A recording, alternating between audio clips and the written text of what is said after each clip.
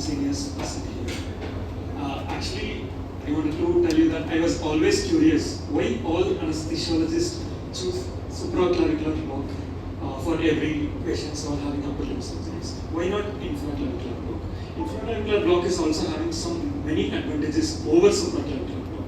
That is why I always wanted to prove that infraclavicular may be a better block than supraclavicular block. So that is why I was motivated to do this study. Why it is popular choice? Because it is easy to use, or having quick onset, or high success rates, or with low complications. That is why I am comparing this to. So after the ultrasound revolution, this infraclavicular block is a game changer, I think. So what it does? Ultrasound driven precision. It redefines efficacy and safety. So safer distance from important structures. So in infraclavicular block, the USG image will be seen without any pleural structures. But in supraclavicular, we will be seeing the pleura moving. So by mistake, we can inject the pleura and can cause this pneumothorax. But in infraclavicular, there is no choice that this supraclavicular, this pneumothorax can happen. So it is, and one more thing, one patient will be coming with bilateral distal radius fracture, and I want to block both. They want to do procedure on both the limbs, and the patient is having a bad chest also. So for that, we can't give supraclavicular on both the sides. The phrenic nerve might get blocked in both sides, and the patient will be having diaphragmatic paralysis. So for that, my choice will be infraclavicular block. So let's rethink our choice in the evolving era of regional anesthesia. So this is brachial plexus. Brachial plexus is an arrangement of nerve fibers running from the spine, formed by the ventral rami of the lower cervical and upper thoracic vertebra. So roots were C5 to T1. So there are four approaches to block the brachial plexus. One is interscalene approach at the root level, and another is supraclavicular approach at the trunk and division level, and infraclavicular approach at the cord level, and axillary approach at the terminal branches level. So what are all the indications for these blocks? All the upper extremity surgeries, we are using these blocks. So then why infraclavicular? So infraclavicular blocks brachial plexus at the level of cords. So what are all the boundaries of infraclavicular fossa? So superiorly it is bounded by clavicle, and laterally it is bounded by the humerus, and anteriorly it is bounded by the pectoralis major and minor muscles, medially by the pleura. Okay. So techniques for needle incision. Everybody will be having doubts where to put the needle. So for that there are four approaches. One is classical approach we are using day to day. At the middle of the clavicle, midpoint of the clavicle, 2 cm below, will be inserting the needle. And another approach, coracoid approach, will be palpating the coracoid process, and 2 cm medial and 2 cm caudally will be inserting the needle. And modified Raj approach. Now they were using, many institute modified Raj approach, 3 cm from the midpoint of AC joint and jugular notch. And Kilka's approach immediately below the mid-clavicular point. So mainly by using USG, we'll be using an in-plane approach. So every blocks, one problem is there, sparing effect. Because in supraclavicular also this area spared. Infraclavicular also having some demerits. What might happen? In infraclavicular block, this musculocutaneous nerve gets spared. The terminal branch of the musculocutaneous nerve will be continuing as lateral cutaneous nerve of the forearm. So in 2% of the cases, if musculocutaneous nerve gets spared, then there will be sparing of the cutaneous over the lateral side of the forearm. So in my methodology, what we did, patient position in the supine position and arms abducted 90 degrees and elbow flexed 90 degrees. By using aseptic precaution, normally we should use the needle 23 gauge stimoplex, echogenic needle should be used. But since we are not having that stimoplex needle, we are using 23 gauge Winkies needle. Why it is different from that? Because that needle will be very much blunt. So that needle damage, the nerve damage will be very less than this Winkies needle. And what are all the drugs we are using?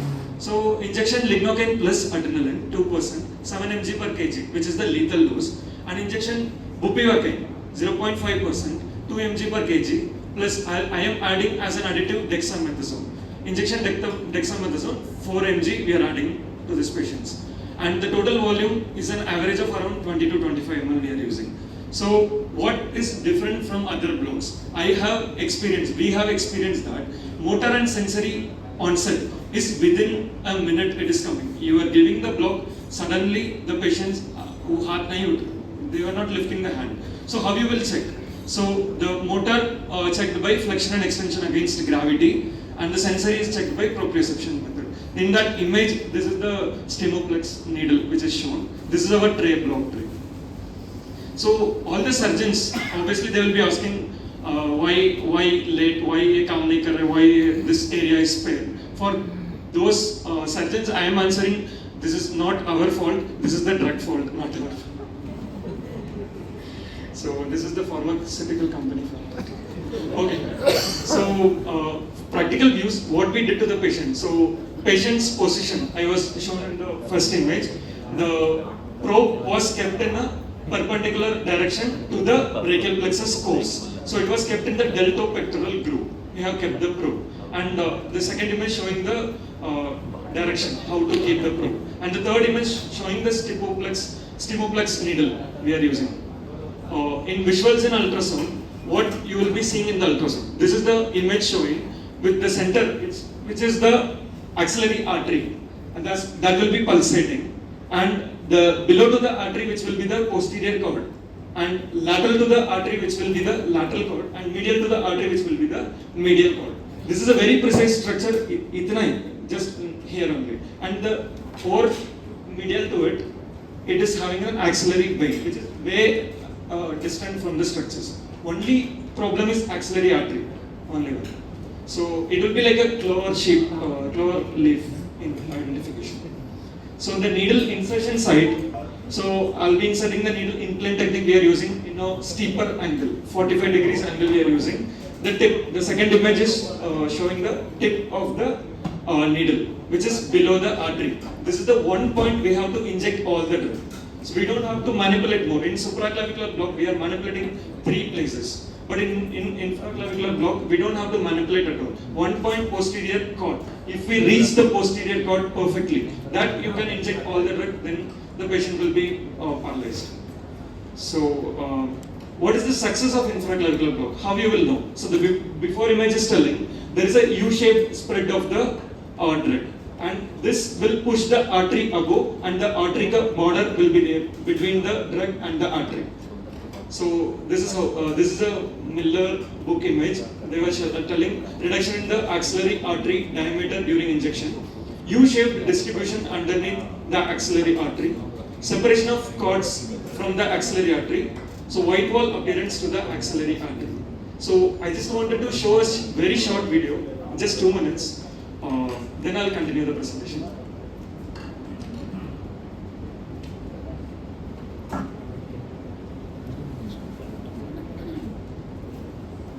Good morning everyone. 45 years old male patient, posted for distal and radius fracture, K-wire fixation. We are planning to go for infraclavicular block by using USG guidance. After proper positioning of the patient, by using 613 MHz probe and 23 gauge increase needle, we are proceeding with the procedure. This is the visual representation of ultrasound showing axillary artery which is pulsating and axillary vein which is medial to it. Axillary artery is surrounded by posterior cord below and lateral cord laterally and medial cord medially. By using implant technique, needle inserted, and you can appreciate the course of needle in the ultrasound, and the tip is now below the artery. This is the point where we have to inject the drug. So drugs used: injection lignocaine plus adrenaline 7 mg per kg, injection bupivacaine 2 mg per kg. And for additive, injection dexamethasone 8 mg is added. So now we will inject the drug. So when we are injecting the drug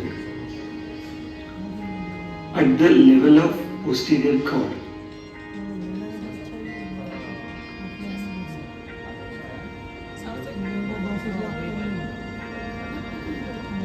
we will see the drug spread in a U-shaped manner, covering all the 3 cord structures. So this is our infraclavicular block.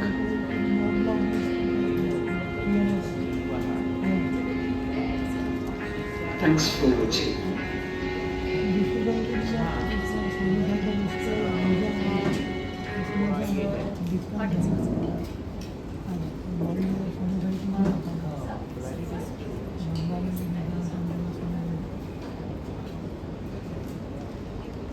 Actually, I hope you liked it. So this is the intraoperative vitals of all the 33 patients who received infraclavicular approach of brachial plexus block. So in short, I can tell all the patients were vitally stable. So after post-op, what happened really? So for that, we are having a visual analog score. I checked 1 hour after the induction, after post-op. So the patient, no patients are having any pain, one patient having slight pain. But after 4 hours, 4 to 6 hours in an average, the motor started gone and motor regain started. And the rescue analgesia the patient received after 8 to 16 hours. Since we added dexamethasone, I feel the drug action prolonged. So every block is having some pros and cons. So infraclavicular approach is also having many cons, yes. So what are the cons I'll start with? The depth is more. Obviously it is 4 centimeter. In supraclavicular it is 1-2 centimeter will get. So the depth is more and it is steeply angulated. And so the visibility of the needle will be a challenge for the anesthesiologist. And the another problem, the intercostobrachial nerve is spared, that too completely spared. So we can't use this block for arm surgeries. So the medial side of the arm is completely spared. And if you want, there is a plan B, you can block the intercostobrachial nerve also. By using prone position from the midline 7 centimeter, with the tip of the finger, you can block in the inferior border and you can block the intercostobrachial. And the lateral cutaneous nerve of the forearm is spared in only 2 to 6% of the cases. If that happened, then there is a plan B, block musculocutaneous nerve at the level of axillary approach. So for a preview, supraclavicular approach. This is the supraclavicular approach. This is how we are keeping the probe. One is transverse position below the clavicle, and you will be seeing a bunch of grape appearance. One thing I want to tell here is the bunch of grapes actually it is spreaded. All the divisions and the trunks get spreaded. But in the infraclavicular it is very precise. Only 3 cord structures. That is why the onset is faster, I feel. Because the spread of the drug takes time here. That is why we are spreading from outside also. But in infraclavicular the onset is faster because we are giving at a precise point and it is getting spreaded very fast. So I know not visible at all. This is just a master chart of my study. 33 patients for infraclavicular and 33 patients for supraclavicular. According to that, I came to the summary that infraclavicular approach is having a faster onset. Sensory and motor block starts quicker. Better patient comfort. Patients tolerate pain well and find the procedure more comfortable because we don't have to stretch the hand. We'll be stretching the hand for supraclavicular for the proper positioning. But infraclavicular, once we kept the hand, it will be like that only. So fewer complications is there. Then quick induction. That point I wanted to do. In supraclavicular, we'll be manipulating in 3 points and we'll be giving. But in infraclavicular, once you reach the posterior cord, there you can give all the drug. So it is very quicker in onset and lesser number of needle pricks. That is another advantage. So in conclusion, I am not against supraclavicular. I always like supraclavicular, but while the supraclavicular approach is often the preferred choice for all the anesthesiologists for the paresthesia landmark technique, after the comparison of both approaches using USG guided, the infraclavicular approach provides better visualization of deeper structures with ultrasound guidance. It reduces the risk of complications such as pneumothorax compared to supraclavicular approach. Best for perineural catheterization. This point I wanted to tell, if you want to put supraclavicular catheter also you can put, but it gets dislodged very easily. But in infraclavicular, due to the muscle pectoralis major and pectoralis minor, it will be held there. And all these factors suggest that infraclavicular approach may be, I'm repeating again, infraclavicular approach may be safer and more effective for ultrasound guided brachial plexus block. These are all my reference articles, and we have also started perineural catheterization in a sciatic nerve sheath using the popliteal approach for postoperative analgesia. Thank you so much.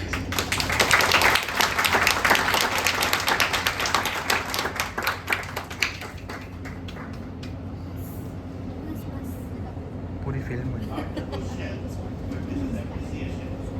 I appreciate the way you delivered your talk, your voice modulation, and your contrasting. I can understand that how much effort you must have taken, but this is micrometry, and I appreciate Praveen Sapkar also, who is here, for guiding this such a lovely presentation.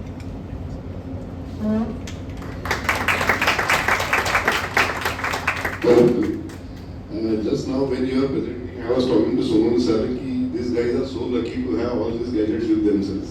Because what we used to do all blind procedures. And I don't think I have ever tried infraclavicular ever in my PG days. I might have heard about it, but never tried. I don't know whether I have tried. Only was that in our area we had a bias block. That we intravenous linear anesthesia. That was very common. Then supraclavicular. Even scaling you were scared, very scared. And one PG guide was there who kept it parascaling block. We used to do this. This was the first time I had very nice presentation. Any more queries? I think GMC Akola department really needs an applause for such kind of things. Because having such kind of gadgets and doing this kind of procedure is not easy. It requires a lot of hard work and they are doing it, so they need an applause. Praveen, do come forward.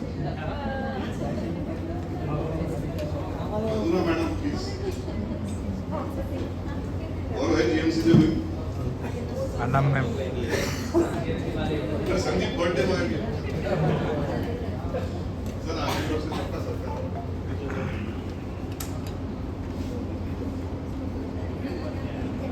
ऐसा करो but teachers are very I think it's really noteworthy and appreciable that teachers are letting them do such kind of work.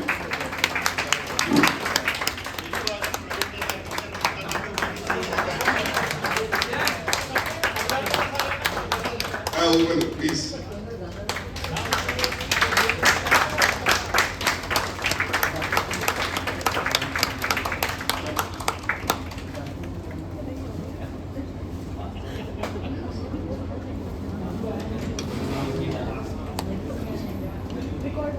और कोई आया?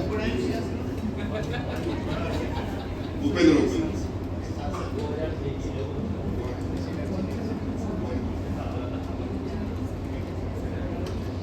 There are so many residents जो भी है, you are really lucky to have such an excellent department.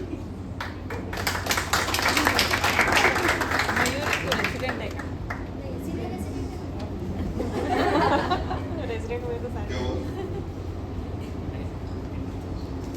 Yes. Unfortunately, one of our faculty hasn't come. He is held up in some emergency. Dr. Tushar Charka was supposed to come from sponsor side. He was supposed to speak on ibuprofen, which has come up with an intravenous molecule. But I am told that he is held up somewhere. No, he is held up in MI, so he is not going to come. That's what he has conveyed. So we have some slides. So I would ask the Tushar to just show the slides. And those who are used, they can highlight something. I have used only once. So not very